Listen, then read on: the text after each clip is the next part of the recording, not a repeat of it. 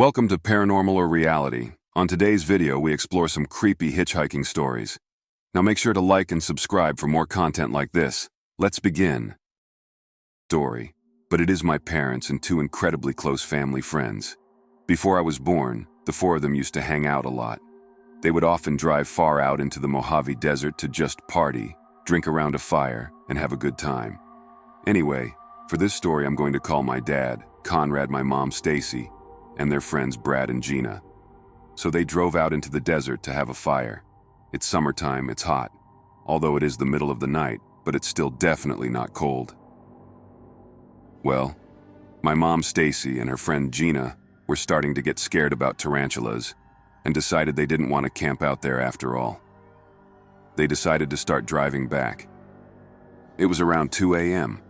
They were on a dirt road that went on for miles and miles with nothing on it. Suddenly, up ahead in the headlights, they saw a man in a long black trench coat with a wide-brimmed hat. The collar of his coat pulled up, walking along the side of the road going the same direction they were driving. My dad grew up hitchhiking a lot and used to pick up hitchhikers as well. So my mom knew my dad would consider stopping and talking to this guy to see if he needed a ride. But they got a terrible feeling about him.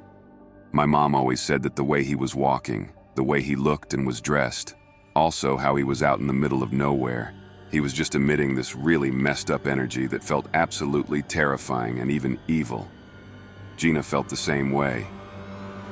My dad starts joking, "Hey, let's pick this guy up." My mom and Gina immediately start screaming, crying, and begging him not to. They were in the back seat, and Brad in the passenger seat.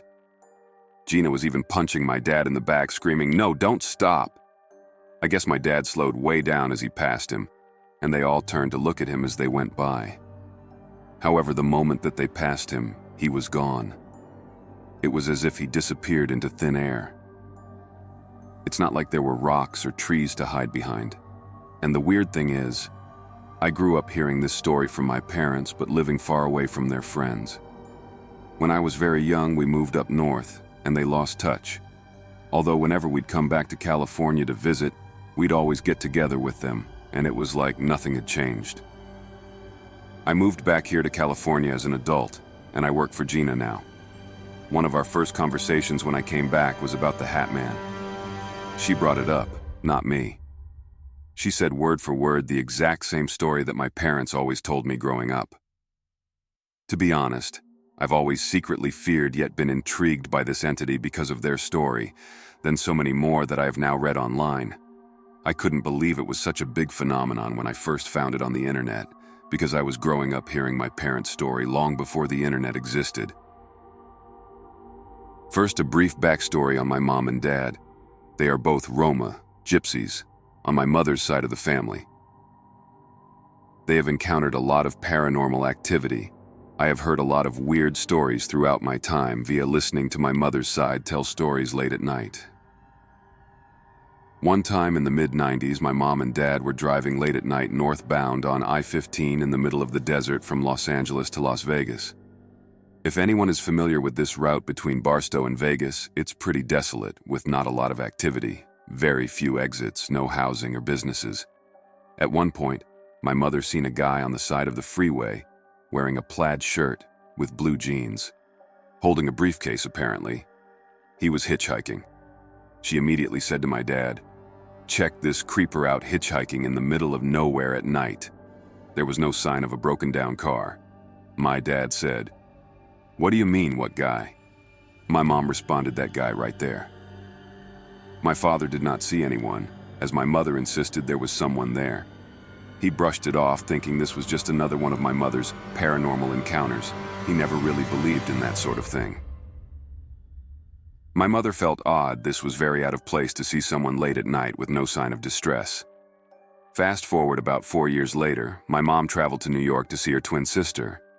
One night, they started talking about encounters with ghosts and weird sightings, when she brings up this very story regarding the hitchhiker. My aunt was stunned and shocked. Her skin turned white as if she'd just seen a ghost. My mother asked her what's wrong. My aunt replied, "I know that guy. I saw him in 1992 on that very freeway at the same spot." She started describing this man down to the color of the briefcase. My dad told me of an experience he had growing up about a female spirit dressed in white with her horse that would travel up and down the road. She would approach pedestrians offering them a ride home on her horse. My dad and some friends who had seen her, but at that time, he did not know the truth about her. Nevertheless, he mentioned it to my grandmother mostly because he hadn't seen this striking woman before. She told him to always avoid the woman and never accept a ride from her.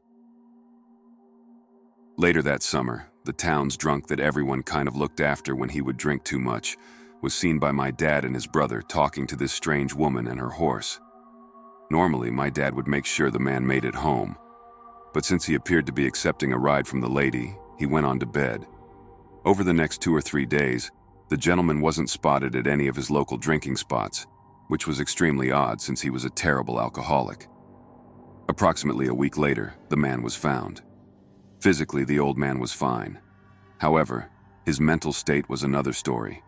He completely lost his mind, as if he'd been suffering from late-stage schizophrenia or Alzheimer's for years. He kept mumbling about the horse with red eyes and didn't recognize anyone. He never regained his sanity, so he had to be institutionalized for the remainder of his life. Being the curious boy, my father he found the horseback ride offered by the strange woman along with the man's mental state to be extremely strange. He couldn't help but think there was a connection. After asking around and talking to some of the old-timers, he found out that the man wasn't the only one to have suffered from a complete mental collapse overnight. My grandmother later verified his suspicions when she finally told my dad the reason he shouldn't interact with the woman in white. Evidently, people witnessing her apparition has been ongoing for decades, and anyone who ever accepted her offer of horseback ride always returned completely insane. I haven't heard of anyone seeing her more recently, which is most likely due to developments in and around town. Thanks for reading, everyone. 20 years ago, I had a girlfriend I left at Skid Row in Los Angeles. I will only say in the end, I wished to find peace I could not bring her and told her as such. I could only save myself at that point. Years later, she wrote me randomly on Facebook, and I ran into her at a supermarket. She was married, doing good at that time. I wished her well and moved on. One day I started getting messages on Facebook again that her husband had passed away. She was once again out of control and ended up back in Skid Row. I was married and established at that point. I did not want to watch the train wreck, so I blocked her. I had been driving Uber for a few years at that point. On and off, I dreaded when I would go anywhere near Skid Row. I didn't want the drama of running into her. One night in October, I was trying to fill in a bonus and stayed out late. I ended up in downtown LA near Skid Row. I needed one more ride. My pickup was on 6th Street near San Julian. I noticed that most of the streetlights were off, but I could see a woman waiting at my pickup point. She was in black tights and a black hoodie. When she walked to the car, something was familiar about the way she moved. She opened the door. I turned to greet her. First thing I noticed was that my dome light did not turn on when she opened the door. In what little light there was, I could see her face in the hoodie. It was my ex. My greeting died in my throat. She sat, closed the door, and looked out the window. At this point, I was starting to have doubts that it was her, because her face was young like when I first met her, not tired like the last post I had seen of her. I quickly convinced myself it was a play of the light and my mind playing tricks on me. I decided to just go and drop her off. It was a long drive. She sat in silence, just looking out the window. I realized that I was driving towards Torrance, where her father's house had been. I checked the map, and sure enough, the drop was a block away, at a small park near her dad's house. He had passed away a few years back, and the house had been sold. At that point, I just wanted the ride to end. I was freezing, emotionally holding on by a hair, but still convinced myself that this was a different girl, and I was being stupid. She just looked like a younger version of her. We got to the park. As I turned to look at her, she was out the door walking into the dark park.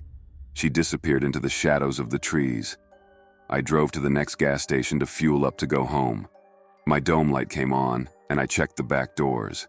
The dome light was working. I checked the Uber app to see if I'd imagined the whole thing, but it was a real ride. I checked Facebook to unblock and see the messages. First thing I saw was in memorial of, then her name. It was the first time I saw that. because she was known to lie a lot that in itself didn't prove anything. She had a stroke and wanted to talk to me. Then another a week later, all her posts and messages stopped a year to the day of her passing. I still didn't believe it, due to her having issues with telling the truth. A month later, I figured out how to confirm her death. The LA County coroner had a website that lists deaths. She was there, died a year before. I believe she was in the car with me that night, but I will never really know. Thanks for tuning in. Watch another video if you dare.